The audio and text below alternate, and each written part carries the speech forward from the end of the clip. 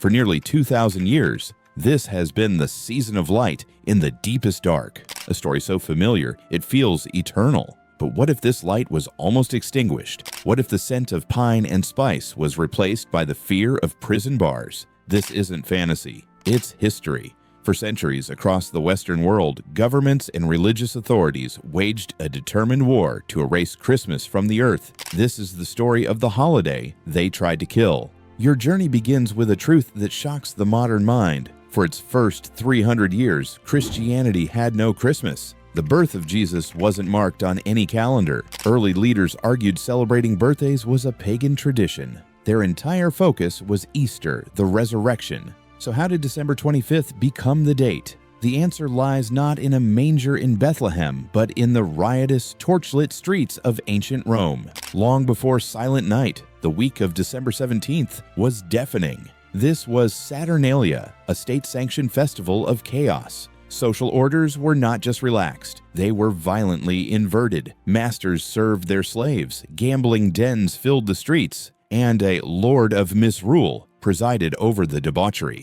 It was a pagan pressure valve for society. When the early church sought to convert the empire, they faced a monumental choice: condemn these rooted traditions or adopt their date. They chose absorption. Christmas was strategically placed atop the winter solstice celebrations. The holiday was born, but the ancient, unruly spirit of Saturnalia was woven into its DNA, a ghost that would haunt it for a millennium. Christmas equals sin by the 17th century. A new, severe power was rising: the Puritans. And they did the math. Drunkenness, public disorder, pagan roots. To them, the equation was simple and terrifying. Christmas equals sin. They saw not a holy day, but Fool's Tide and the Devil's Mass. Prominent minister Increase Mather wrote that the date was chosen not for Christ, but because the heathens' Saturnalia was at that time kept in Rome. For them, the Bible mandated no such feast. Therefore, celebrating it wasn't just frivolous, it was idolatry, a direct threat to the soul of a godly society. And this theological conviction was about to be written into law. Crime and punishment. The crackdown was cold, official, and enforced by the state. In 1647, the Puritan-led English Parliament passed an ordinance outright banning Christmas, Easter, and Whitsun festivities, imposing fines for celebrating even at home. But the stronghold was in the New World.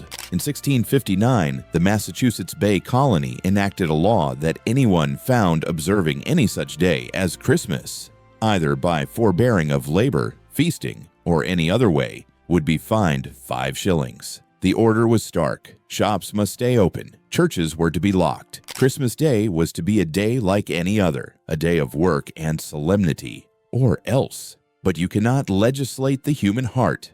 The ban didn't erase Christmas, it militarized it. In England, the law sparked immediate and violent revolt. In 1647, pro-Christmas riots erupted in cities like Canterbury, where rioters decorated doors with holly and shouted royalist slogans, controlling the city for weeks. A popular ballad of the time was titled "The World Turned Upside Down." That's exactly what it was. In Massachusetts, while public celebration was crushed, the holiday survived in private homes, especially in coastal towns known for irreligion and defiance. Authorities discovered a terrifying truth: trying to crush a popular festival doesn't kill it. It turns it into a weapon of rebellion.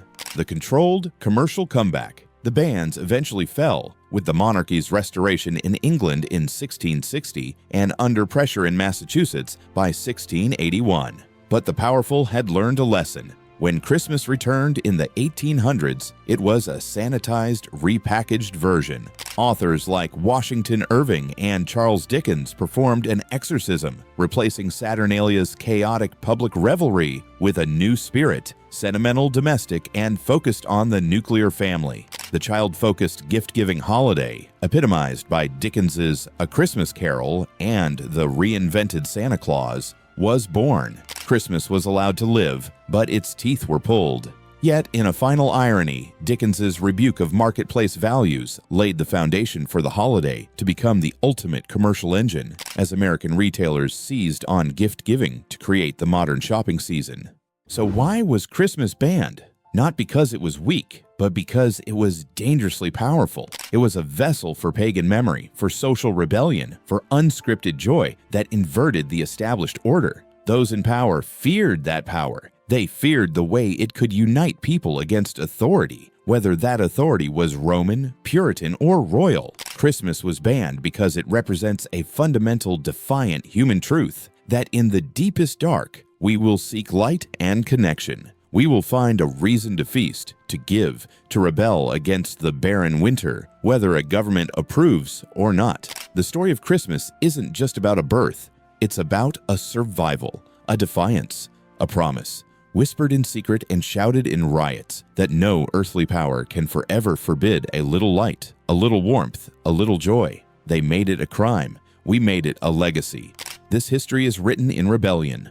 What other traditions have stories of defiance hidden in plain sight? Share your ideas below. Your suggestion could be the subject of our next investigation. Subscribe to the DocuMyst and hit the bell to join us as we uncover more histories torn from the pages they tried to erase.